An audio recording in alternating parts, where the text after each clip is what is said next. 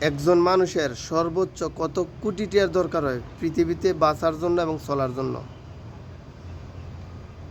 এমনও মানুষ আছে পৃথিবীতে তার টিয়ার কোনো হিসাব কিতাব তার জানা নাই, কোন ব্যাংকে কত টিয়া জমা রাখছে। এত টিয়া কাম করে কি লাভ? আর এত টিয়া তো বৈধ পথে কামাইতে পারে না, জীবনও সম্ভব না। যার হিসাবই জানা নাই কোন ব্যাংকে কত জমা, তাহলে এত টিয়া কাজ করে কি লাভ? কিন্তু আল্লাহর কাছে কিন্তু ঠিকই হিসাব আছে যে এই ব্যক্তিটা কি কাজ কইরা এত টিয়ার মালিক হয়েছে।